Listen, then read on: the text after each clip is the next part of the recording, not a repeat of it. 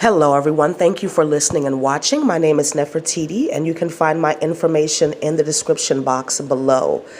So I am a little under the weather today. It feels like Ascension flu. I don't get sick. I'm not somebody that just is a sickly person. So whenever I have any type of illness, I'm always assuming that it's connected to some sort of energetic purge or upgrade. And I know I've been receiving a lot of messages over the past couple of days, and I'm going to be doing videos on those. I just need time to unpack them. So maybe that's why I'm not feeling well, because I know sometimes when you get those messages, especially a lot of them, you need to rest. And I have not been doing that. I have a space heater on, so hopefully that's not too annoying because I'm freezing. And that's the only thing that's kind of keeping my nasal passages clear right now so I can record this video. But we are definitely in a heightened energetic time, right? We all know that. We've been reflecting on the last year and really the intensity of 2019 and the speed, right? We had so much happen this year, but it seems like this year went by so quickly. I mean, so quickly. If you don't believe that time is speeding up, look at 2019. You'll believe it, right? And we've been also reflecting on all of the changes and the shifts that we've had to make since 2012. And I can guarantee if you're watching a video like this, you are a completely different person than you were in 2012. And I'm talking about spiritually and emotionally and mentally. We're just in a different place, right? We've gone through so much. We've had to really acclimate ourselves to this energy coming in. And 10 years is not a long time. I mean, if you think about it, I can remember 2012 and some of the things that went on. This went by so quickly. And we are going to continue to ascend and grow. But I feel like this energy is kind of compounding itself. More energy coming to the planet, more energy available to us to work with, to take us to that next level spiritually. So as I mentioned in my last video, generally speaking, most spiritual advancements are preceded by a fall of some sort. So this isn't a negative thing. This isn't something that I'm saying to create fear in you. It's just to be prepared, right? Whatever adjustments you need to make. And don't get attached to situations and people and things, because this energy is still shifting and changing. I feel like from 2020 to 2024, we're going to be really doing some building, right? And for those that are just starting this ascension journey, these energies are going to be more intense because there's going to be the combination of tearing down and building at the same time. And so we as light workers need to be ready to help, to assist, you know, even if that means just being an example to other people, because it's hard for people to ask for help sometimes, especially when they have this perception of you, of who you used to be, and they can clearly see that you have evolved, but because they have ego issues and pride, they may not be readily asking you for help. So just do the best that you can with what it is that you are dealing with as an energetic being, as a sovereign being, because it's helping other people, whether you know it or not. People are watching. People are watching us. We are going to see what Magenta Pixie calls the service to self structure really being torn down. We're going to start to see that in the physical reality. The structures that are no longer working, that are rote, that are routine, that are toxic, that have been in place for a long time. And it's necessary for us to move into a different energetic space in order for us to really continue to build this 5D life, because it is going to be a process. And I feel like when we say moving towards 5D or building 5D, what I really feel like we're saying as light workers, as way showers, is that we're moving towards truth. The truth, right? The truth, which is love, and love casts out fear. So there's some qualities of truth, right? We know that truth cannot be argued. That which cannot be argued is truth. And truth also has 3 stages: ridicule, violent opposition, and finally acceptance. And I feel like we are kind of in between that violent opposition, acceptance type of stage, because we can, look at the world, right? Look at all the world events that are going on. There's a lot of people rising up out of the collective, a lot of people really claiming their power and saying this is not right. This can no longer continue, shedding light on those dark corners of the world. And what have I created in my life based on fear, based on limitation? These are the structures that are being dissolved because we are unlimited. We don't have limits in the spiritual world. Our souls are eternal. And it's up to us to claim that, to accept that to the best of our ability. So we just moved out of the 12-12-12-21 portal, and now we're moving straight into eclipse energies because we do have an eclipse this week. I'm going to talk about that. And eclipses herald in major endings and beginnings. And we have 6 eclipses in 2020. So we are just beginning this journey. The sun is now transiting Capricorn, and Capricorn is traditional, responsible, hardworking, goal-oriented. Capricorns can be perfectionists as well. But we're going to have a stellium of planets in Capricorn, especially in January. We're going to have Jupiter, Saturn, and Pluto there, and then Mercury is going to be transiting there for a few weeks. So lots of focus on Capricorn energy. I would encourage you to look at your chart and see where Capricorn is going to be affecting you. You can also book a reading, a session with me or another astrologer that you trust so that you can know what it is that you need to be working on in 2020. We're building towards that Saturn-Pluto conjunction, and that's going to be exact on January 12th. But we're already feeling that energy because these are heavy hitters in this Capricorn sign. And we are really, really being asked to rid our lives of superfluousness so that we can really build these new forms and structures. So let's get into the week of astrology. On December 24th, we have the sun trine Uranus, the sun in Capricorn trine Uranus in Taurus. So this is great because this is Christmas Eve and Capricorn is about traditions. So maybe trying new things, feeling like stepping out of the box, innovation, right? If you've done Christmas dinner every year the same way, maybe try something different. Maybe don't cook at all. Go out to a restaurant or go to a movie or perhaps volunteer at a homeless shelter, finding a way to be of service. Right? On December 25th is Christmas Day, so Merry Christmas if you celebrate Christmas. And the moon is in Capricorn, preparing to go into the solar eclipse, which is going to occur at 9:13 p.m. Pacific Standard Time on December 25th and 12:13 a.m. December 26th Eastern Standard Time.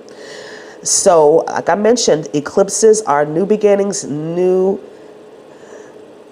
energies coming into your life. Think of eclipses as bookends, right? That lasts for 6 months.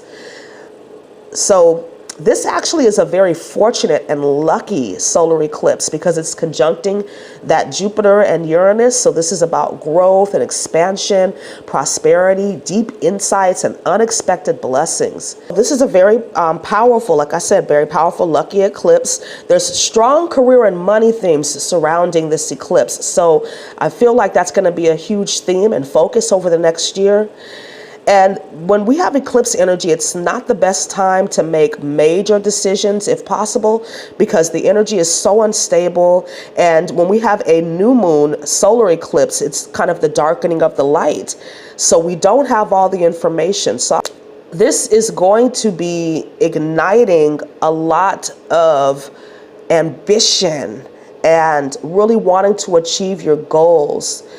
So we've got Jupiter here for protection, right? Jupiter is all about protection and abundance. So I'm recommending everyone set intentions not only for the next 6 months, but for the next 5 years with this potent energy, because we've got other cycles beginning within these transits as well.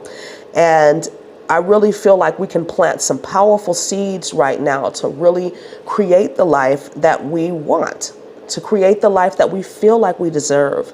I feel like this energy with the eclipse this year is going to give us a positive energetic boost. Typically, when we think of Saturn and Pluto and Capricorn, these are the serious energies, the responsible energies, so they can be a bit of a drag. But like I said, with Jupiter here, he's bringing in that jovial energy, that benevolence, that hope, right? And faith. On the 28th, we have Mercury, like I mentioned earlier, moving into Capricorn, joining all of the fellas, right? So we're really going to be thinking about the changes that we need to make, making plans and setting goals for 2020.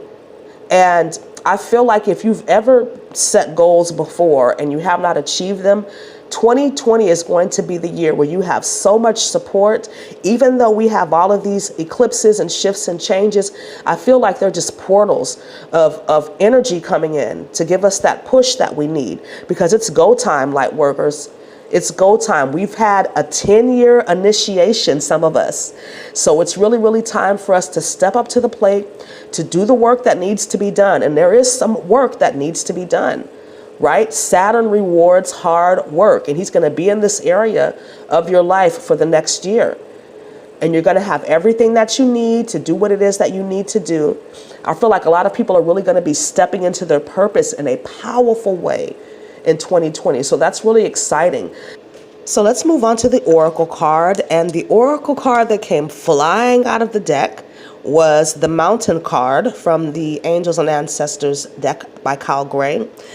The Mountain card is about standing your ground, being firmly rooted in Mother Earth, and having your peaks reach to Father Sky.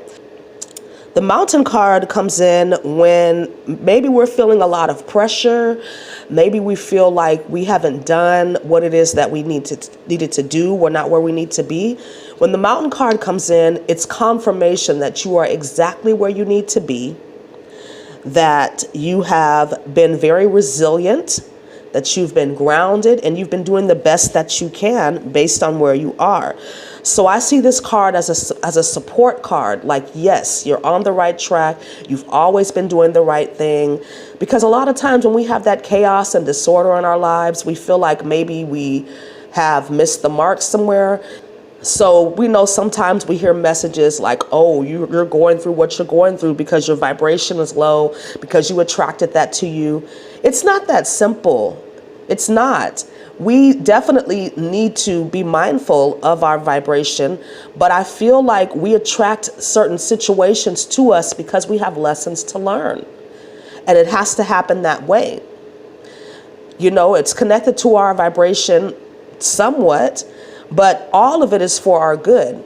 All of the experiences that we have are to advance us along our journey. So if you feel like you're in a space where you don't know what you need to do next, stay exactly where you are and affirm to yourself that I am in the right place at the right time, doing the right thing. And even as things around you begin to change, because they will, especially going into this next year, we're going to see a lot of shifts. It's important for us as light workers, as light warriors, as way showers, to stay grounded, to stay in our truth, to stand firm in what we believe in, because we're going to be tested in that way. I feel like we've gone through our personal tests and we've endured them, but we're going to see other people waking up, going through some of the same situations that we've endured, and it might be painful for us to watch, but we've got to step out of the way and let them come to us when they need the help, because then they're ready. They're ready to receive whatever guidance, whatever wisdom that you're wanting to give to them, and they know that you've been through things, so they will come to you. But it's all about other people accepting that they need to make changes, that this ascension is real, okay? And that they can no longer stay in their fear paradigm. It surprised me, especially when I started working with clients, how people cling so tightly to situations, to people, to thought patterns that no longer serve them in a positive way. And they know this. So we're going to see a lot of that going on in the collective, where people are kind of scrambling. I don't know if that's a good word, but really trying to hold on to what it is that they've known. But it's no longer sustainable. It hasn't been for a while. And so we're going to be the examples of what it is like to live a life of sovereignty, to really own your power and stand in your truth. And I really feel like that's what this mountain card is telling us, that whatever pressure or challenges you have felt, that it has only proven to you your power. And at the end of all of the situations that we've gone through, the changes, the shifts, we have become more whole, because that is the whole idea of ascension, of spiritual growth and advancements, is to move us back to our wholeness, because we're already whole. We're already complete. We just have to move the distortions out of the way and really own our sovereignty. So let's move on to the angel number. And the number that came up was 428. And this is a number of financial security and knowing that your needs will always be met. Your prayers, your positive affirmations, your visualizations have been heard and are being acknowledged by Spirit. And this is also a number of support, saying that you have been doing the hard work and that you're going to be reaping the rewards and blessings, the fruits of your labor. You have achieved a great deal. And so this is like the angels giving you a pat on the back and encouraging you to keep up the good work. 428 is also about the ending of a cycle or a phase, and we're definitely in that right now. We're ending a phase, a cycle, moving into another one, into 2020, 2024. So we don't have to have any fear, because we're going to be rewarded for the work that we've done. And all endings, anything that's ending right now, is going to lead to a very auspicious new beginning. Expect to be successful in 2020.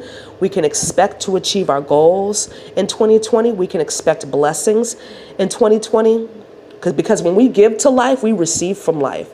So if you've been hearing any negative messages about 2020, take it with a grain of salt. Yes, we're going to have to go through shifts and changes. Yes, we're going to maybe have some challenges. But I really feel like the hard part is behind us as light workers, as people that are awake. The hard work that we've had to do on ourselves emotionally and mentally and spiritually, I feel like that has been completed to a certain degree. And now we're going to just see the physical starting to manifest based on what we've built internally. So let's move on to the crystal, the gemstone. And the stone that came up was black tourmaline. And most of us are familiar with black tourmaline. It's the premier protection stone. It repels and blocks negative energies, psychic attack, and it can also help you to remove negative energy from a space and shield you against electromagnetic frequencies.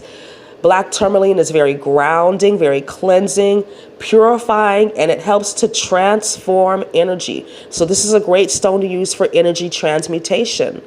So I like to use black tourmaline every single day. When I'm out and about, I definitely have a piece of black tourmaline with me. I also have a piece in my car, and I keep some at my office, in my office space as well, to cleanse it on a regular basis with sage, or you can run it through water. But I love black tourmaline because it's just all around protection. So use black tourmaline as like a daily disinfectant for your soul. Meditating with black tourmaline will help you to really get grounded, especially if you're feeling any fear or maybe some apprehension about something that's occurring in your life and you don't really know what direction to take. But it'll help you too if you've been worried and it's been keeping you up at night. All right. So thank you so much for listening and watching and dealing with my nasally voice and my space heater. But please like, comment, subscribe, and share. And I look forward to speaking to you again really, really soon. Have a wonderful day. Namaste.